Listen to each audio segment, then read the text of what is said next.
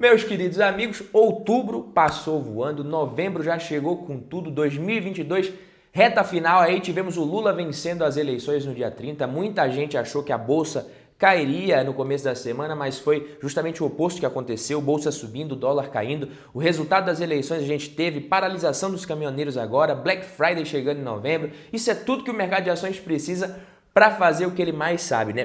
Para variar, seguir variando. Me desculpem aqui pelo trocadilho ruim, pela piada ruim, mas falando em bolsa de valores, ainda é muito cedo para tentar fazer qualquer tipo de análise sobre esse resultado. O Lula nem anunciou sua equipe econômica ainda, então é muito cedo. Lá nos Estados Unidos, a coisa tá feia, a inflação alta, provavelmente vamos ter os juros subindo mais uma vez por lá, a taxa Selic deles. A projeção do mercado é de que o Banco Central americano eleve os juros em 0,75 ponto percentual para a faixa ali entre 3,75% e 4%. Caso isso se concretize, será a quarta alta consecutiva dessa magnitude aí, algo que o Fed nunca fez na sua história. E mesmo apesar da vitória do Lula, o mercado brasileiro, com exceção das estatais ali, segue indo bem, uma alta de cerca de 12% em 2022 até o momento. Hoje eu vou te mostrar aqui 5 ações que ainda estão baratas, principalmente de acordo com alguns indicadores de valuation e que podem ser opções interessantes para você ficar de olho. Lembrando que esse vídeo aqui não deve ser encarado como uma recomendação de investimento, beleza? Isso aqui não é recomendação de compra nem de venda, é apenas eu dando a minha opinião sobre alguns ativos e você precisa tomar suas próprias conclusões, suas próprias decisões de acordo com os seus conhecimentos e com os seus estudos. E a primeira empresa da nossa lista aqui é Vivo, VIVT3. A empresa é líder absoluto em telecomunicações aqui no Brasil. Todo mundo conhece a Vivo, tem a maior base de acessos de todo o setor de telecomunicações, liderança em telefonia móvel com quase 40% de market share, gigante. A Vivo possui a maior rede, a melhor rede móvel do Brasil, a liderança também em ultra banda larga de fibra com 17,7% de market share. Só para você ter uma ideia, a rede de fibra da Vivo é equivalente à soma de casas passadas no Reino Unido, Alemanha, Holanda e Austrália juntas, tá? E ela vem crescendo muito, cerca de 29% ao ano desde 2018. A empresa possui uma base de receitas resilientes, forte geração de caixa também, o que é muito importante, um fluxo de caixa operacional muito forte, mesmo com o forte investimento em crescimento que ela vem fazendo. Isso traz muita solidez financeira para a empresa seguir fazendo o que ela faz, né? Ela não precisa se alavancar demais para manter o nível de investimento que ela precisa para crescer e para se manter também operando. A Vivo tem uma gestão de custos bem eficiente também, como consequência principalmente das suas iniciativas de digitalização. Isso é muito interessante, ou seja, a empresa gerencia os custos e despesas mesmo quando ela está gerando muito caixa, lucrando e crescendo. Isso diz muito sobre como a empresa vai se comportar talvez em um eventual cenário de maior dificuldade ou até mesmo numa crise eventual que o setor possa enfrentar. Quando a gente analisa, dá para perceber que a Vivo ela tem um histórico de alta remuneração do acionista, paga bons dividendos sim, dividendos interessantes. Nos últimos 10 anos, distribuiu em média 100% do seu lucro líquido anual para os acionistas na forma de dividendos e JCP, ou seja, um payout de 100%. Na média, um payout bem elevado, diga-se de passagem, dividend yield médio de 7,4% ao ano nos últimos 10 anos. O PVP das ações é de exatamente 1 no momento que eu estou gravando esse vídeo, 0,99 na verdade, mas você vê que está abaixo da média, praticamente na média, né, de 0,97. Então as ações sendo negociadas nesse momento um pouquinho abaixo do valor patrimonial, dividend yield de 8,34%, mas na média a gente vê que nos últimos anos ela pagou cerca de 7,38%. Na sequência a gente tem Copel, a Companhia Paranaense de Energia, é uma empresa pública de capital aberto, cujo acionista majoritário é o governo do estado do Paraná. Ela atua de forma integrada no setor elétrico, ou seja, ela consegue mitigar o risco do setor ao longo de toda a cadeia, porque ela é uma empresa mais diversificada. Ela atua em transmissão, geração e distribuição de energia. E como ela atua de forma integrada no setor, às vezes ela consegue sim mitigar os riscos do próprio setor ao longo de toda a sua cadeia. Quando a gente olha para o PVP da Copel, é de 1,08 mais ou menos no momento, um pouco acima da média, mas isso acontece porque as ações subiram muito no dia de hoje. Inclusive a gente tem uma notícia aqui que impactou bastante o preço das ações. Copel CPLE 6 pode ser privatizada, a ação dispara 10% com estudos do governo para otimizar investimentos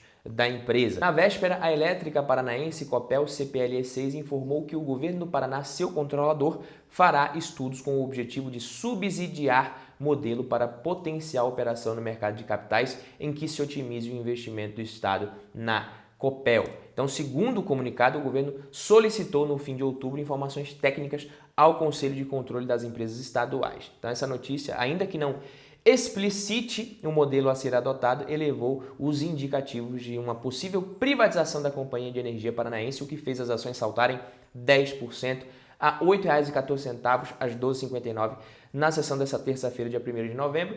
Reportagem aqui do Infomoney. Mas sim, pelos indicadores aqui, a Copel é uma empresa interessante, um bom ROI, uma boa rentabilidade, inclusive acima da média nos últimos anos. Você vê que a empresa tem um dividend yield interessante. É claro que em 2021 o dividend yield foi muito impactado por eventos não recorrentes que impactaram o lucro líquido e, consequentemente, a distribuição de proventos. Nos últimos anos, a gente vê que o lucro líquido da empresa cresceu bastante, deu um salto aqui em 2020 e 2021, mas também muito impacto de não recorrente. Ela se desfez de alguns ativos, ela não pode ficar fazendo isso para o resto da vida, senão a empresa acaba. Paraná, como outros estados do Brasil, perdeu essa receita com o ICMS que foi reduzido, então isso pode tornar a privatização da empresa realmente mais interessante nesse momento para o próprio governo do estado, que pode levantar esse capital e investir em outras coisas ali que são mais importantes, em prioridades para o estado, na opinião do governo atual. É claro que a gente não pode tomar decisões com base nisso daqui. Quando eu separei as ações para gravar esse vídeo, eu nem tinha visto essa notícia ainda. Então, menos barata um pouquinho do que estava quando eu planejei aqui gravar esse vídeo para vocês. E a próxima empresa da nossa lista aqui é Banco do Brasil, BBAS3. Essa aqui é polêmica, né? Quando a gente olha Banco do Brasil, eu já vou direto aqui no PVP. P sobre VP 0,7. O preço em relação ao valor patrimonial, em relação ao patrimônio líquido, que é o capital do acionista, o capital do sócio. Negociada bem abaixo do valor patrimonial, 0,7 vezes, mas já foi negociada aqui a 0,58 vezes em 2021. Inclusive, gravei muito vídeo falando de Banco do Brasil nesse patamar aqui. Quem aproveitou, aproveitou. Quem não aproveitou, talvez consiga aproveitar futuramente, a gente nunca sabe. O Banco do Brasil pode ficar barato, muito mais barato novamente, mas P sobre L 4,54.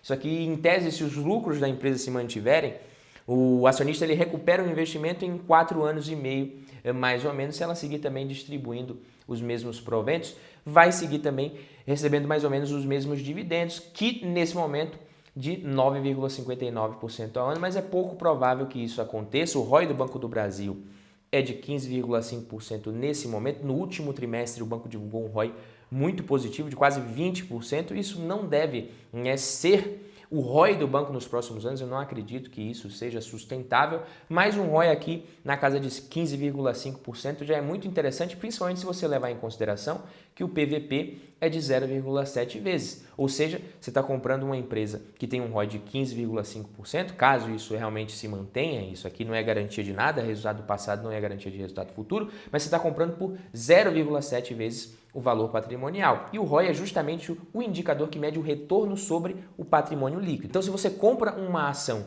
sendo negociada com um PVP igual a 1, em tese, o seu retorno dali para frente vai ser mais ou menos o ROI que essa empresa obtiver ao longo dos próximos anos. Se você está comprando mais barato, significa que o seu retorno vai ser maior do que o ROI, o que nos faz chegar à conclusão de que se o ROI do Banco do Brasil se mantiver nesse patamar de 15%, 16% ao longo dos próximos anos, quem comprar por um PVP de 0,7 vezes vai ter um retorno ainda maior do que esse ROI. Mas o risco político existe, a gente sabe que o governo ele pode atuar ali em cima do Banco do Brasil para fazer política pública, ainda mais agora que o Lula está no poder e não tem muito apoio no Congresso, então ele pode utilizar as estatais ali para fazer as políticas que ele tem de maior interesse do governo do PT. E a próxima ação da nossa lista, Sanepar Sapri 4, a empresa negociando a 0,75 vezes o valor patrimonial, também negociando abaixo do valor patrimonial, dividend yield de 5,84%, um pouco mais modesto que o do Banco do Brasil. O maior risco da Sanepar é justamente o risco de a gente não ter os reajustes e revisões tarifárias acontecendo da forma que devem acontecer para justificar o investimento que a empresa faz e, dessa forma, o acionista conseguir ser remunerado. Então, muitas vezes, para um governo que está ali com uma estatal na sua mão, Se a empresa não segue lucrando, não segue tendo os seus reajustes de forma correta, isso pode ser positivo para o governo do ponto de vista político, ele consegue mais capital político de forma